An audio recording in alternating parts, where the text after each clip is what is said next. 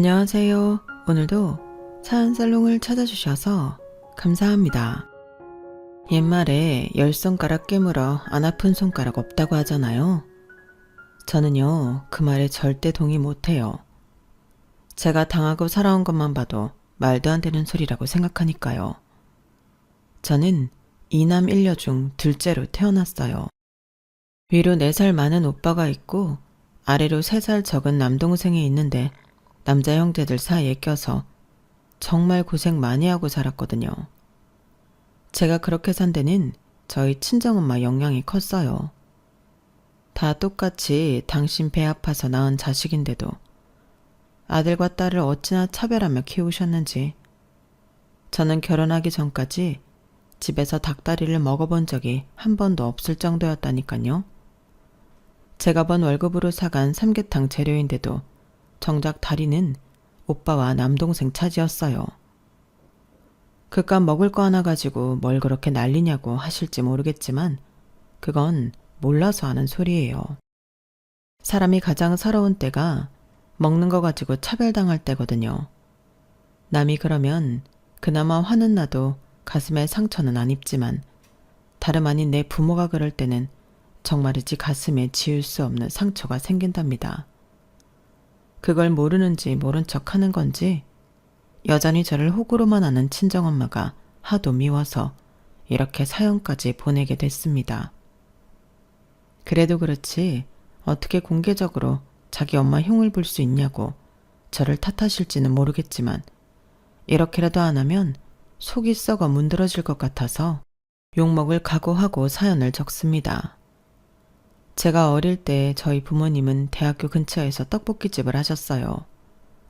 말이 떡볶이집이지 제육덮밥부터 김치볶음밥, 찌개 종류까지 온갖 메뉴까지 하셨기 때문에 가게는 늘 손님들로 북적였어요. 그 바람에 부모님은 늘 눈코 뜰 새 없이 바쁘셨고 자연스레 집안일은 딸인 제가 도맡아 하게 되었어요. 아빠와 함께 밤늦게까지 가게 일을 하시는 엄마가 집안일까지 하시기는 힘들었으니까요.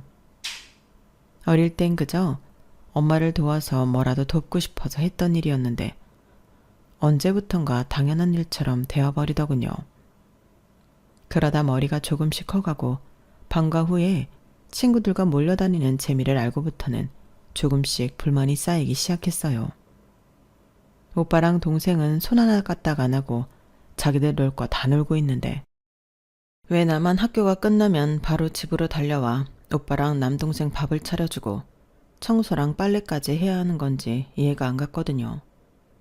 거기다 그렇게 집안일을 해도 칭찬은커녕 제가 깜빡하고 세탁이 끝난 빨래를 널지 않았다고 꾸지람을 듣거나 집 청소를 제대로 못했다고 혼나기만 했어요. 그럴 때면 그렇게 서러울 수가 없더라고요. 그래서 참다 못해 엄마한테 하소연을 했어요. 오빠랑 동생도 있는데 왜 나만 친구들이랑 놀지도 못하고 집안일을 해야 하느냐고요. 그랬더니 엄마가 뭘 하시는 줄 아세요? 넌 여자고 오빠랑 동생은 남자잖아. 집안일이야 당연히 여자가 하는 건데 뭘 그렇게 생색을 내? 당연한 일 하는 거 가지고. 기집애가 헛바람만 잔뜩 들어서는 툭 하면 밖으로 돌 생각만 하고 넌 어쩜 그렇게 이기적이니? 네가 안 하면 엄마가 밤늦게까지 일하고 집에 와서 집안일까지 해야 하는데 그거 좀 하는 게 그렇게 서운할 일이야?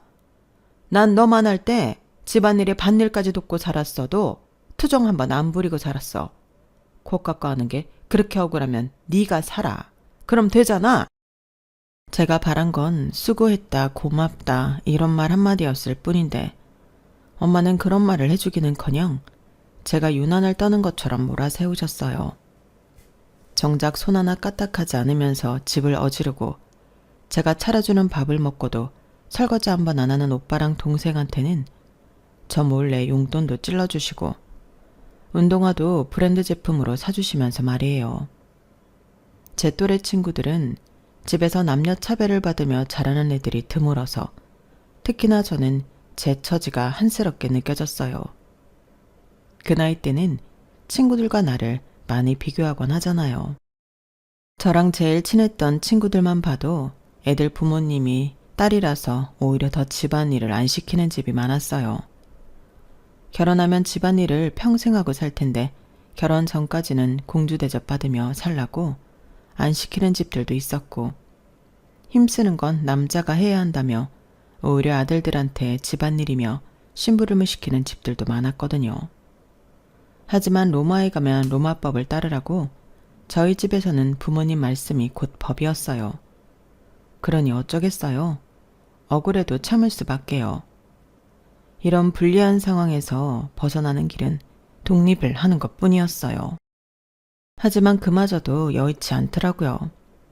저희 집이 지방에 있었다면 서울에 있는 대학에 입학해 자연스레 집을 나을 수 있었겠지만 안타깝게도 저희 집은 서울이었으니까요. 동서남북 어느 곳에 있는 대학에 들어가든 집에서 버스나 지하철로 1시간 안짝이니 무슨 핑계로 집을 나가 살겠어요. 그렇다고 무턱대고 방을 얻어 집을 나오는 것도 불가능했어요. 일단 저한테는 그럴 만한 돈이 없었거든요. 그러니 방법은 딱 하나뿐이었죠. 부모님 그늘을 벗어나 결혼하는 것 말이에요. 다시는 돌아가고 싶지 않은 고3 수험 생활을 이겨낼 수 있었던 것도 따지고 보면 독립에 대한 의지 때문이었어요. 어린 마음에 대학에 들어가면 바로 남자친구를 사귀어서 졸업과 동시에 결혼할 생각을 하고 있었거든요. 참, 세상 물정 모르는 어린애 같은 생각이었죠. 아무튼 대학에 들어가는 건 성공했지만 제가 상상하던 것처럼 여유롭고 낭만이 살아있는 대학 생활은 아니었어요. 당시 부모님이 가게를 확장하시는 바람에 집안 상황이 좀 어려웠거든요. 빚까지 내서 확장을 했지만 오히려 손님은 줄어들었고 그 바람에 한동안 적자를 면치 못했으니까요. 매달 은행 이자 걱정을 하시는 부모님을 보면서 팔자 좋게 캠퍼스 낭만이니 CC니 그런 소리를 할 처지가 아니었죠.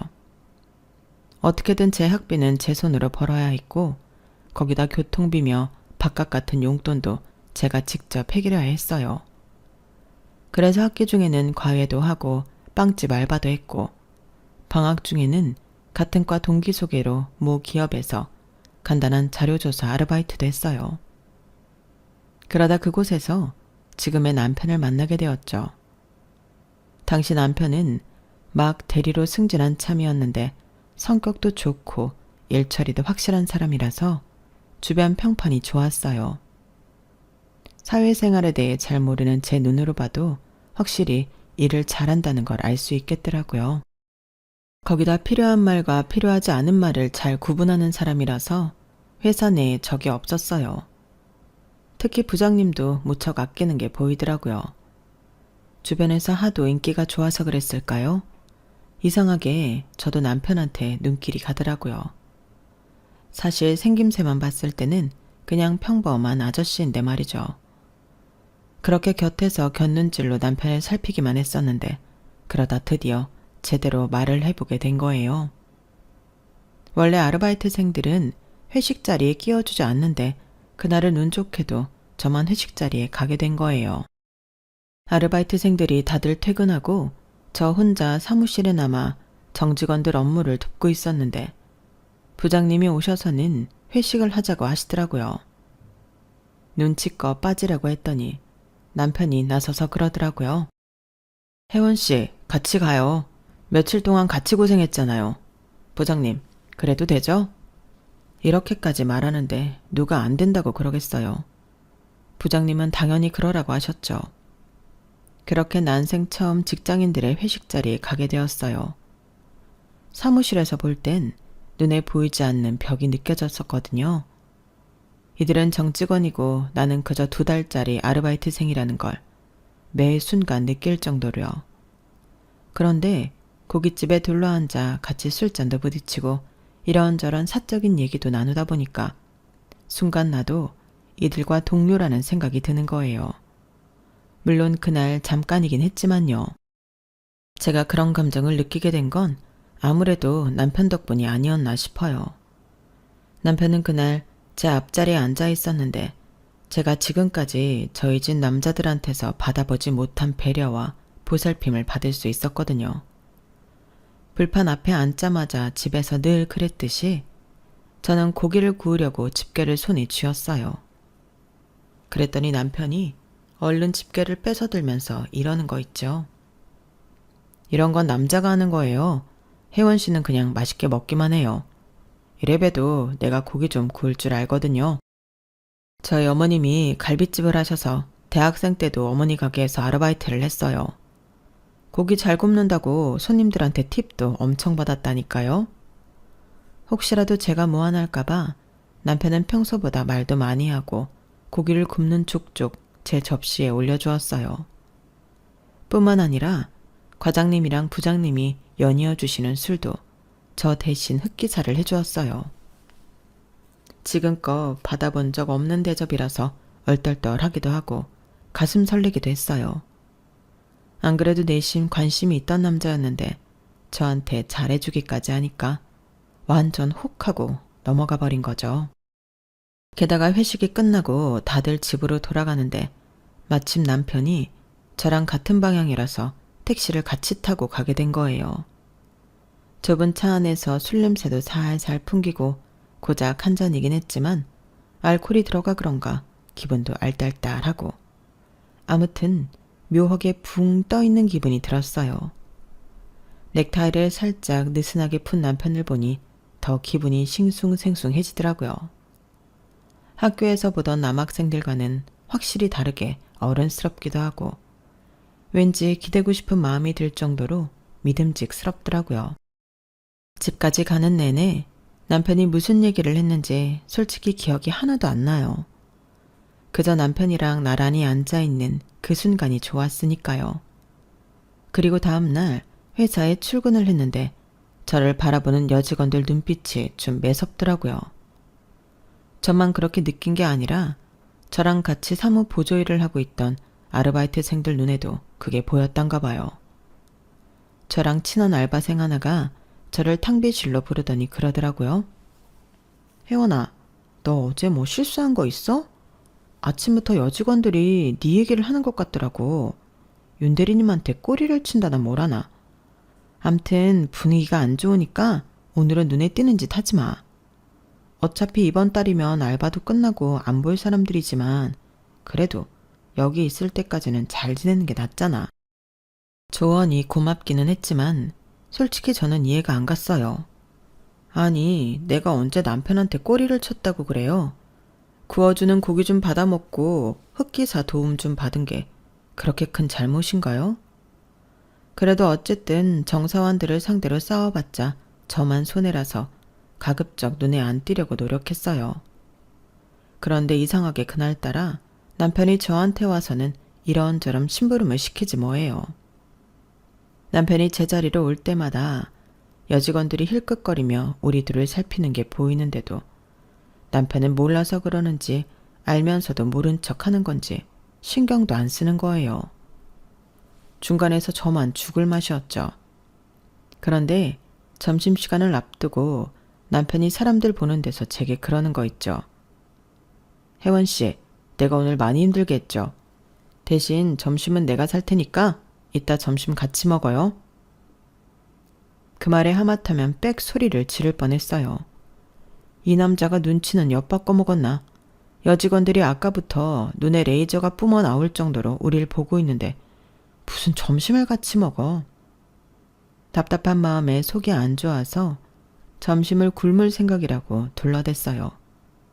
그랬더니 이 남자가 글쎄 점심시간에 저 먹으라고 숙취해소제랑 죽을 사왔지 뭐예요. 멀쩡한 속에 숙취해소제와 죽을 먹게 된 저는 안 되겠다 싶어서 솔직하게 말했어요. 실은 아침부터 사무실 사람들이 저를 보는 눈이 이상해요. 아무래도 제가 윤 대리님한테 꼬리친다고 생각하는 것 같아요. 그래서 그런데 가급적이면 저한테 말을 안 걸어주시면 안 될까요? 이 정도로 대놓고 말했으면 알아듣겠거니 생각하고 자리에서 일어나려는데 남편이 저를 막아서는 거예요. 알아요. 사람들이 뭐라고 하는지. 그런데 지금 꼬리치는 건 혜원 씨가 아니라 나예요. 내가 혜원 씨한테 들이대고 있는 거라고요. 내가 어제 택시에서 했던 말 기억 안 나요? 나 혜원 씨가 마음에 든다고 잘해보고 싶다고 했잖아요. 혜원 씨도 그렇다고 해놓고선 갑자기 왜 이래요? 혹시 어제 술김에 한 소리였어요? 솔직히 하나도 기억이 안 났어요. 남편이 했던 말도 그렇고 제가 했다는 말로요. 그래서 놀란 표정으로 입만 떡 벌리고 있었더니 남편이 되려 황당하다는 듯 한숨을 쉬더라고요. 그런데 정말 저는 아무것도 기억이 안 났거든요. 이 상황이 답답한 건 남편이 아니라 오히려 저라고요. 아니 그렇잖아요.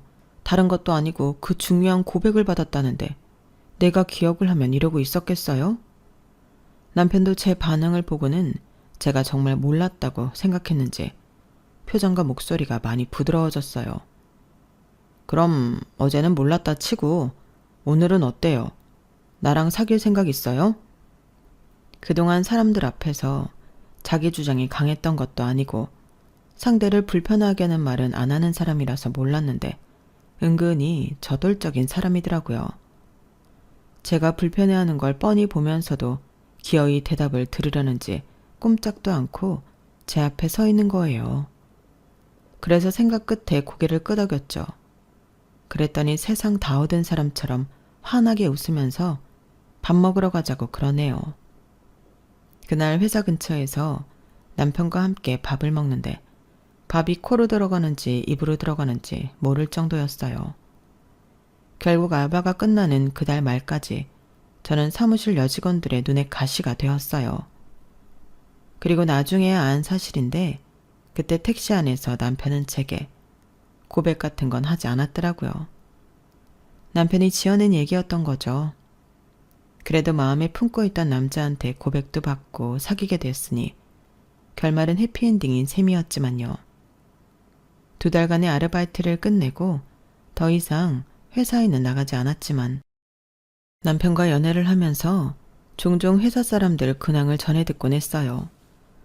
남편이 저랑 사귄다는 사실이 알려진 이후로는 여직원들이 남편한테 관심을 끊었다는 것과 제 남편과 조카 딸을 연결해 주려고 노력하시던 부장님이 우리의 교제 사실을 들으시곤 꽤 심기 불편해하셨다는 것까지 말이죠. 한 번은 제 남편한테 그러시더래요.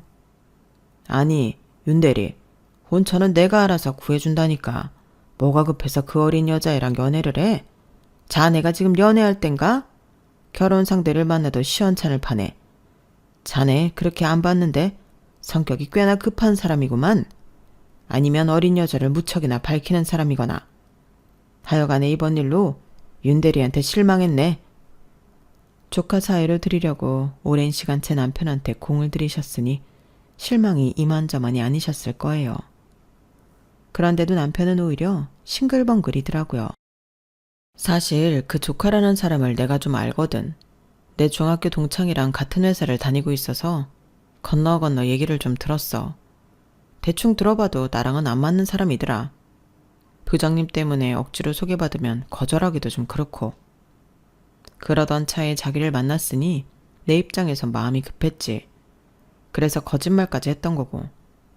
그래도 뭐 자기도 내가 싫진 않았잖아. 안 그래?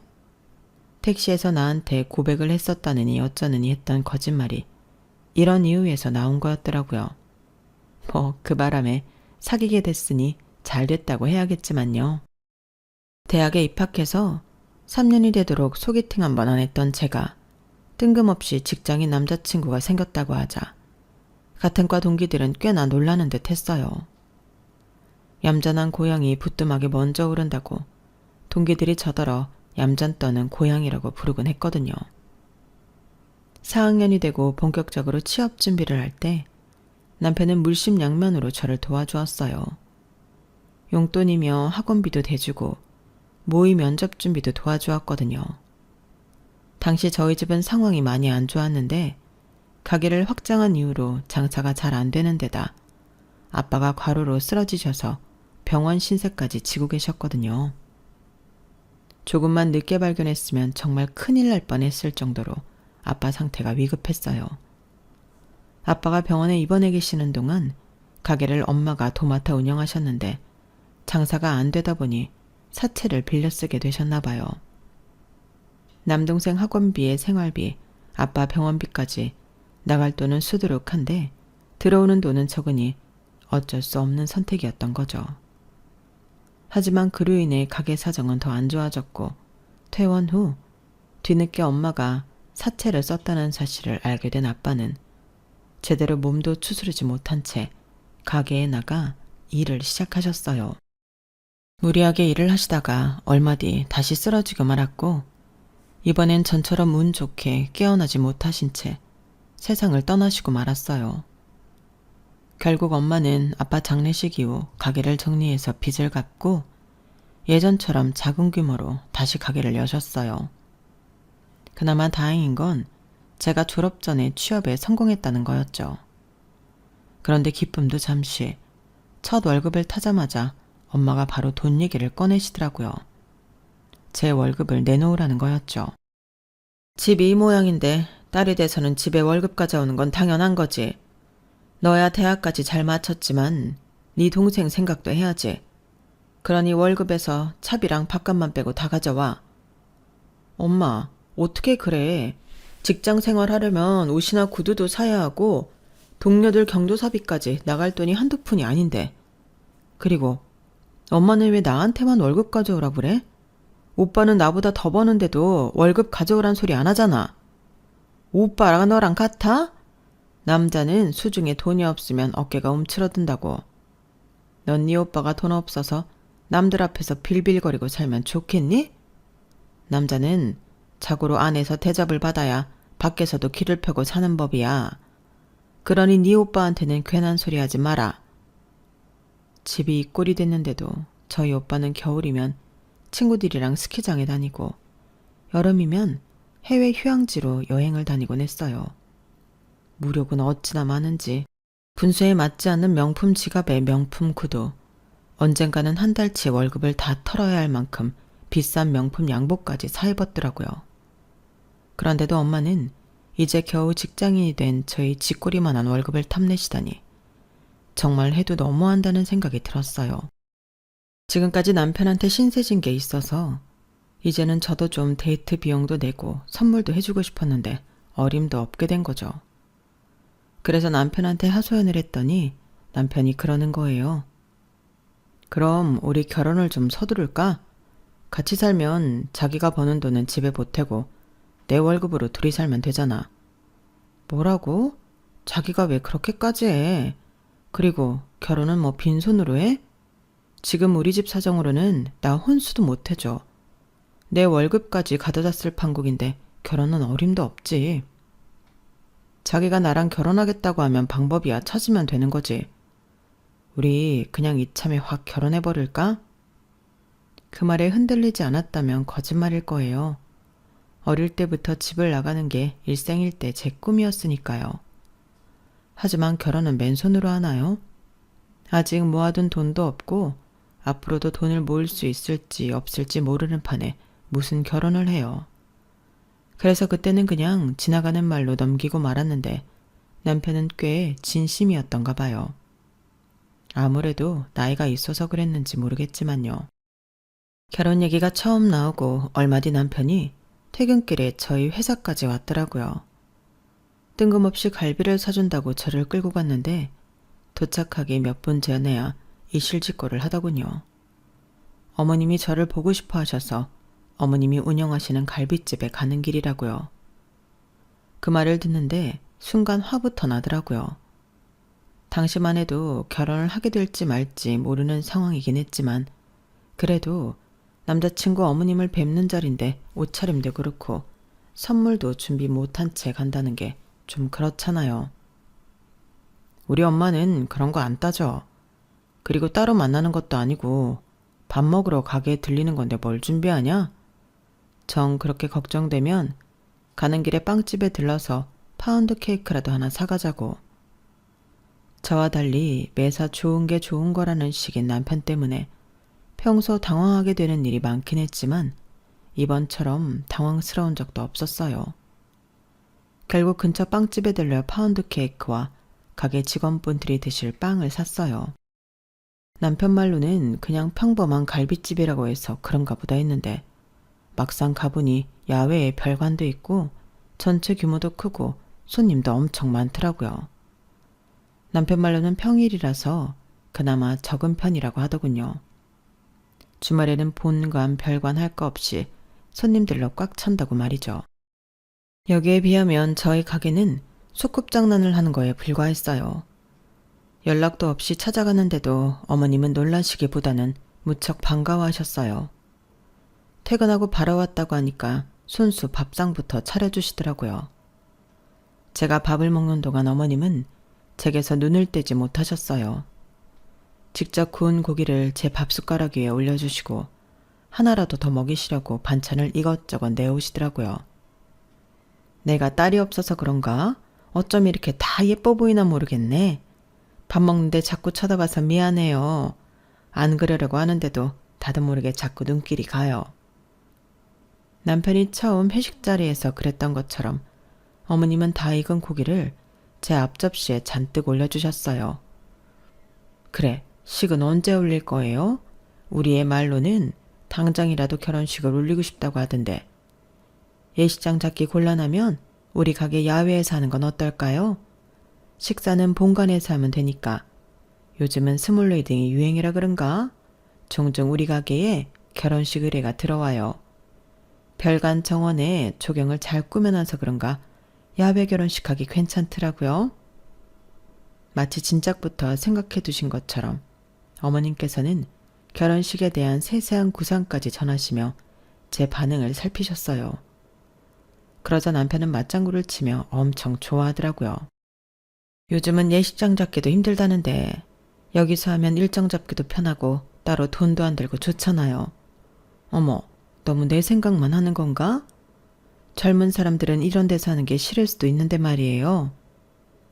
어머님은 혹시라도 제가 싫다고 할까봐 지레 걱정을 하셨어요. 솔직히 제가 싫을 이유가 없었죠.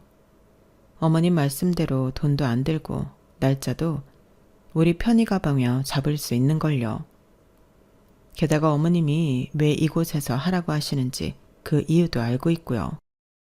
제가 결혼 자금이 없다고 했던 걸 아들한테 전해드리시곤 어떻게든 부담을 지우지 않으시려고 그런다는 걸 제가 왜 모르겠어요. 남편도 그렇고 시어머니도 그렇고 저를 배려해주는 마음이 제 부모 형제들보다 훨씬 나았어요. 그 마음을 알기에 저도 자꾸만 결혼을 하는 쪽으로 흔들리더라고요. 이런 사람들과 가족이 되면 얼마나 좋을까 하는 생각에 말이죠. 그래서 두 눈 꼭 감고 남편 뜻대로 결혼을 하기로 마음먹었어요. 신혼집은 어머님이 살고 계신 집을 리모델링해서 살라고 하시더라고요. 아들을 장가 보내고 나면 어머님 혼자 그 큰 집에서 살기 그렇다면서요. 어머님은 가게 근처에 작은 집을 따로 알아보시겠다고 하길래 그럴 거 없이 같이 사시자고 했어요. 돈 한 푼 없이 맨몸으로 시집가는 주제에 어머님을 내쫓고 그 집에서 사는 게 마음에 걸렸거든요. 처음엔 한사코 거절을 하시던 어머님도 저랑 남편이 계속해서 졸랐더니 결국엔 못 이기시는 척 그러기로 하셨어요. 대신 함께 사는 집이니 혼수는 따로 해올 거 없이 어머님이 해주시겠다고 하시더군요. 염치 없는 건 알지만 저로서는 당장 가진 게 없었기 때문에 넙죽 받기만 했네요.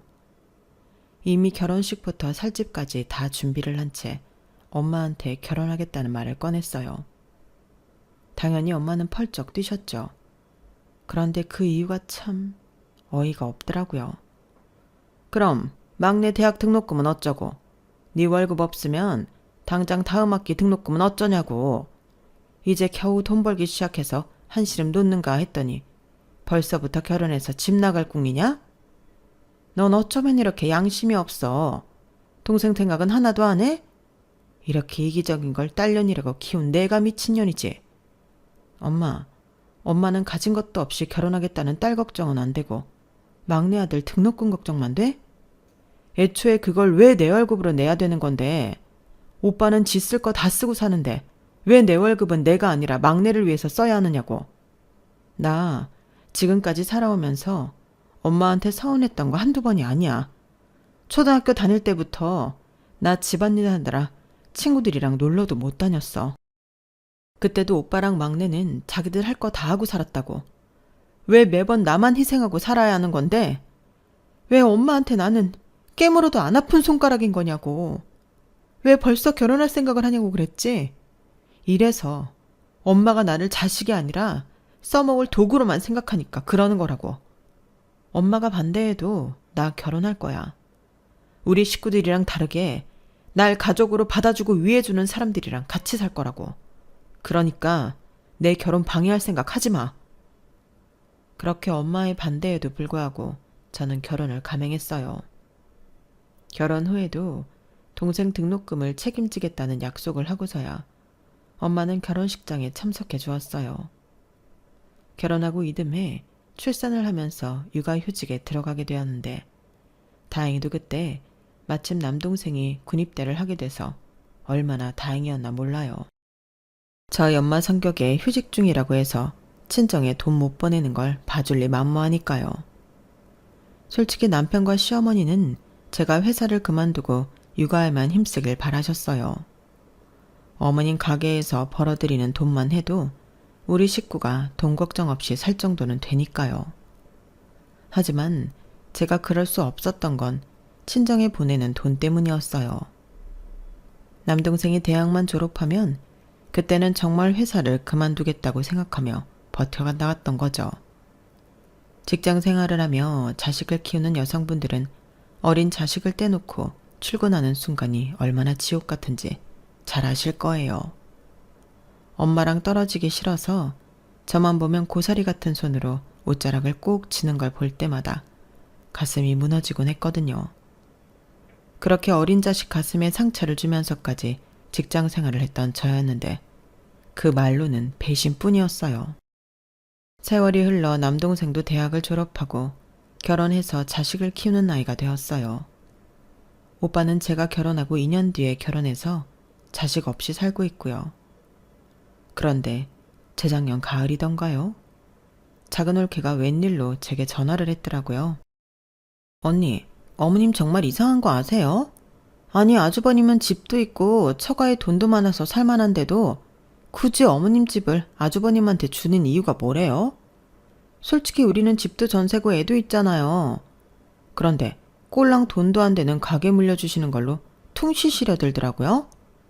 같은 아들인데 장남이랑 처남을 이렇게 차별해도 되는 거예요? 그 말을 듣는데 헛웃음이 났어요. 그러니까 엄마가 사시는 집을 오빠한테 주고 가게는 막내한테 줬다는 얘기잖아요.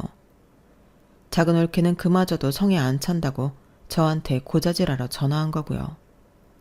지금까지 친정에 돈을 지지고 살아온 저는 정작 10원짜리 동전 하나 못 받았는데 말이죠.